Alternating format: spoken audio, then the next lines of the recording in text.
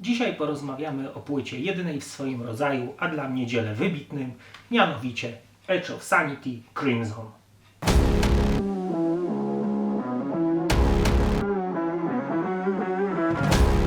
Crimson jest to wydany w 1996 roku piąty album szwedzkiej grupy death metalowej Edge of Sanity.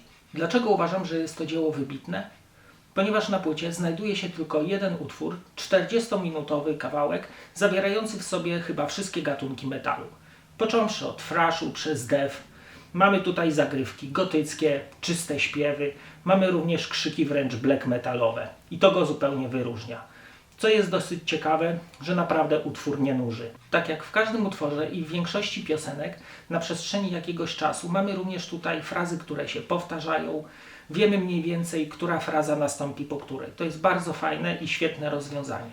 Album powstał w momencie chyba największej aktywności świetnego muzyka, wokalisty, producenta oraz właściciela studia Dana Svano.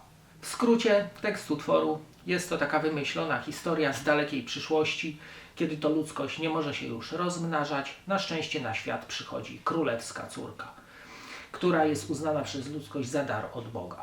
Po śmierci króla następuje walka o sukcesję i władzę przejmuje samozwaniec, którego ludzkość w ogóle nie popiera. Ludzie w walce o władzę zajmują jednak stronę księżniczki.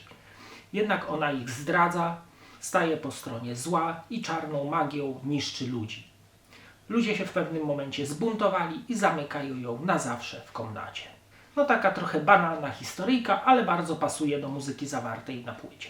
Cały długi tekst jest tutaj wyśpiewany na bardzo wiele sposobów. Od deathowego growlingu, przez śpiew, przez melodeklamację, aż nawet do takich krzyków black metalowych, za której, tutaj ciekawostka, jest odpowiedzialny Michael Åkerfeldt z Opeth. Album wręcz elektryzuje złożonością form. Można by się pokusić o stwierdzenie, że jest to wręcz progresywny death metal. Odczucia, które nami targają słuchając, to złość, nienawiść, ale również melancholia, cisza i spokój. I to jest w nim genialne, ponieważ ta złożoność form tworzy po prostu w naszej głowie wręcz obrazy. Z tego co wiem, album został nagrany w 24 godziny, co świadczy o wielkości muzyków oraz o tym, że konkretnie wiedzieli, do czego dążą i co chcą stworzyć. Posłuchajmy teraz najbardziej charakterystycznych momentów na płycie. Pierwszym niech będzie zwykły, czysty śpiew Dana Svano, który uważam jest naprawdę genialnym wokalistą i ma świetną barwę głosu.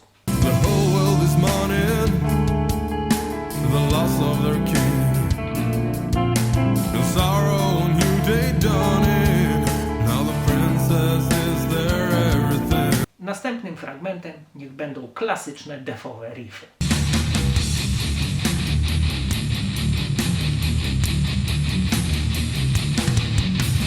A teraz blackowe zagrywki z tym charakterystycznym blackowym krzykiem Michaela Åkerfeldta.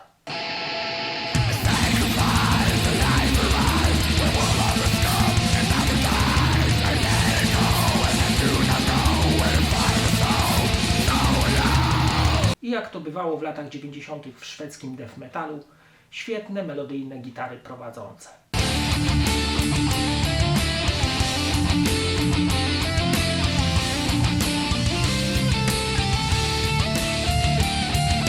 Tutaj na marginesie podzielę się z Wami taką ciekawostką. Otóż kiedy jeszcze wtedy kupiłem na kasecie ten album, przyjechaliśmy z moim znajomym do domu, włożyliśmy do odtwarzacza, to nie mogliśmy przestać tego albumu słuchać. Otóż to była jedyna płyta w historii, jaką usłuchałem, którą za pierwszym razem przesłuchaliśmy 5-krotnie.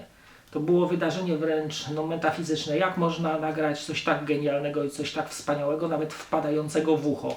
40-minutowy kawałek. To było naprawdę wtedy wielkie wow. Przyjrzyjmy się teraz okładce. Według mnie nie jest ona może jakaś wybitna. Są to podwodne struktury zrobione na komputerze.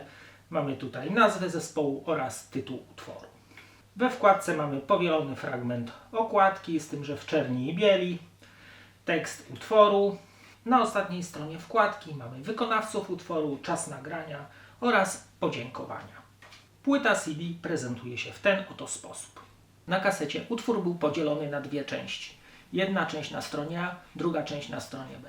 A ja zawsze marzyłem, żeby posłuchać go w całości. I wydarzyły się raz takie święta, że dostałem ten album na płycie CD. i do tej pory bardzo często do niego wracam, ponieważ uważam, że jest to naprawdę dzieło wybitne, jeżeli chodzi o całą muzykę metalową. O wielkości albumu świadczy również to, że w przeczytanych recenzjach, czy to internetowych, czy w takich magazynach jak Thrash All, dostawał on prawie najwyższe bądź najwyższe oceny. Więc sądzę, że zachęciłem Was w zagłębienie się w historię Crimson. Cześć!